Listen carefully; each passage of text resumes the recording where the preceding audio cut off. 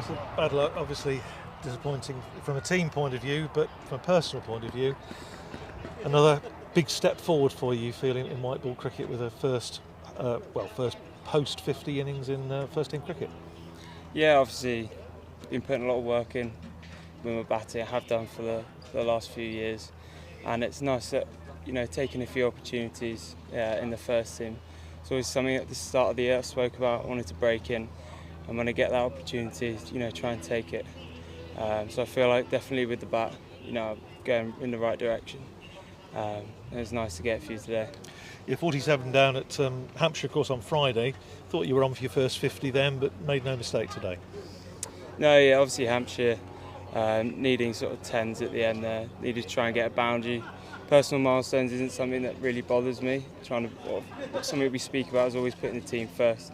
And obviously today was nice to go past 50. Me and Safe put on a great partnership to get a score which I thought was defendable at the halfway point.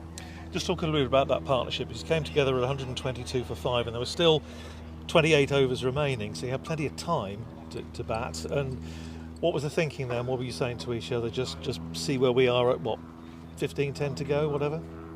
Yeah, definitely. I think on this outfield, you're going to get value for your runs.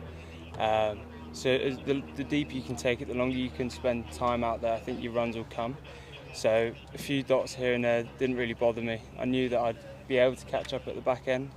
And as the partnership grew, I think scoring became much more fluent naturally without having to really put much or take any risks in that. And I mean, obviously, as you say, it's a disappointing result, but from a positive point of view, one of the criticisms after Southampton, I know John Sadler made the point that it was all a question of possibly trying to absorb a little bit of pressure at times during an innings and not necessarily go too hard too soon. And you and Safe today did that to perfection pretty much. Yeah, I think the key for me is always to look to be positive.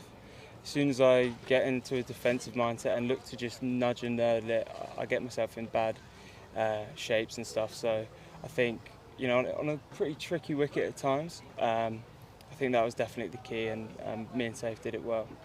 And as far as the run chase, the Middlesex chase was concerned, you say you think 317 was defendable. In the end, they played it pretty well. Yeah, they did. I think we weren't disciplined enough with the ball. I think that was clear. Challenging, top of the stumps on that wicket looked really tough to get away. It was hard to force across the line. So I think had we have done that a bit better, I think the result could have been different. But obviously, an experienced bowling attack, and it's great experience for everyone, to learn, to come away with things that we would do differently next time. And every time that these young bowlers, including myself, obviously, get a chance to do this, we're only going to be better for it in the long run. And a word about Justin Broad. Obviously came into the side today, 38 off 20 balls, 3 wickets, catch. He was everywhere today. Yeah, he was brilliant. We talk about setting up for those last few overs with the bat, and to finish like that really gave us momentum. With the ball, it was lovely to see him bowled brilliant spell up top. It was great to see him back playing really well. So heading up to Durham on Friday then, looking for the first group win. Still 5 games to go. Win them all and the playoffs are still on. Yeah, and as we just spoke about in there, we've got a seriously talented group. No reason why we can't go unbeaten for the rest of the games. So yeah, looking forward to Durham. I'm sure we can go out there and turn them over.